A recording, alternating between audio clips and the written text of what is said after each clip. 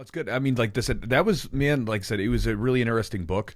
If there's some questions you want to get into, man, I think it was awesome. It was a fantastic book for me. It was an eye-opening thing for, because I knew that's like, just again, talking about it, I came into jiu-jitsu with this idea of this, and I don't mean this as a knock, but a bit of a myth, right? Like where we have this, it's just a story with like things left out, right? We'll just say it like that. And this incomplete story. And I remember talking to different black belts along the way as I was training, and you would kind of see them kind of, nah, it's not exactly accurate, or maybe there's something that's left out. And, I never really had you'd see fragments. I remember even reading like some writings by Kimura, because they always paint Elio as this like, sickly little guy, and then he got in there and like you actually see that he was taller than them and the weight wasn't so crazy off. Like they was, they were, and you see like, I remember seeing old pictures of Elio. He was in good shape and stuff. And then, but even like getting into the whole thing with like Fada and stuff, because I didn't know much about Fada except for I remember finding out about the Fada lineage when I saw GF Team kind of come up, and they're like, I thought it was like Gracie something with the G, but it was like, no, that's a Fada lineage. And I was like, oh, well, what's Fada? And so it was fun to see about all that stuff. So I just recommend if you're a jiu-jitsu guy who's been practicing, or if you're interested in jiu-jitsu, you should definitely get the book to read through it. And again, even if you don't necessarily agree with some of the things that have been said, again, there's a lot of different people from different angles. In going back to what you said at the beginning, I don't think at any point you became overbearing with your own. We all have biases, but I didn't read the book and I didn't feel like you were going back and trying to judge these people. You were just kind of, it was almost like, maybe you could talk about this before you go. I felt like as the book was going through, you had a little blurb before each interview, and I felt like it was almost like you were wrestling with these ideas as you were going through, because it was like as the book started, it was one way, and then by the end, your ideas had kind of changed. Do you feel like that was going on as you were going through and writing this? I think I'm still digesting it. I don't think I've stopped digesting it. Like every now and then I'll give an interview like this one, and I'll say something, and I'll question what I said, and like the case, and I'll just go and recycle that idea. I think it's still maturing. It's still a process. I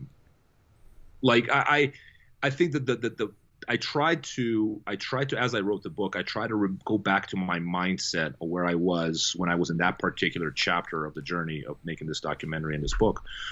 And it was like a journey of discovery. Instead of like dropping all the conclusions at the beginning, I wanted to bring the reader along to, as I'm drawing these conclusions. That's why I always tell people I like the second half. Like some people hate reading, and I'm like, okay, start with the second half then, because that's the best part. I think so.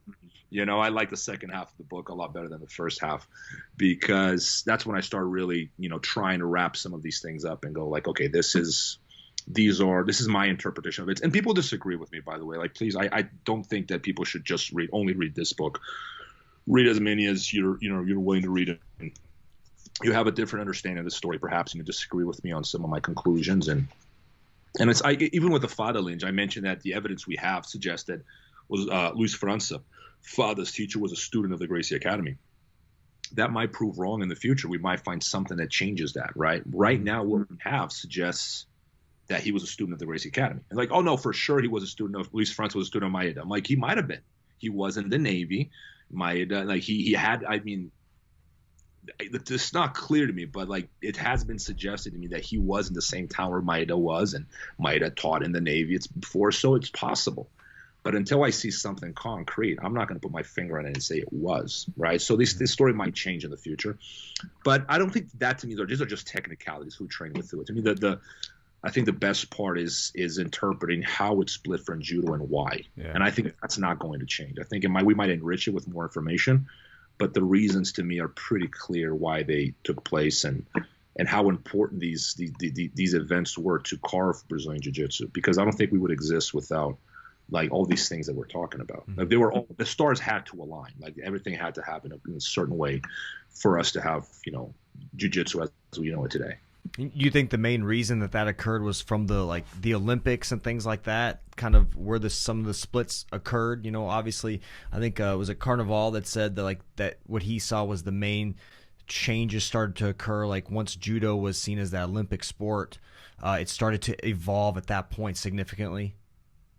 Yeah, I think that's judo went in a different direction. They, all of a sudden they have like governments to please, like Ministry of Education has to like them. The sports ministry has to like them. So it's not the public, it's a different kind of culture they create, because they're looking at where's our money coming from. Like, it's coming from the government. So like they're trying to shape themselves according to public perception. They have PR becomes an issue for them.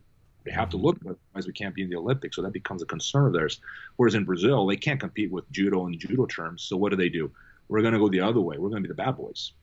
Or the big boys, as they call them in Brazil. Like, we're going to fight on the streets, and Hobson Grace's interview, there's one that we just talks about, and he's nostalgic about it. He's talking about, oh, what a beautiful thing. And he's talking about, like, literally fighting the streets of Ipanema. Most people today read that and they're report, but like, there was something romantic about it, as he says. Like, there was something romantic to us fighting. Like, and they would fight on the sidewalk, and they would scrap, and that was that. And they'd do the same thing the next day. Like, that was their way of shining. Like, they had to use these methods. Like, had they not done that, I think they would have disappeared. And, we're all the better because they didn't. Like, I'm very thankful for these events. I think we all should be. But it doesn't stop us from condemning them at the same time.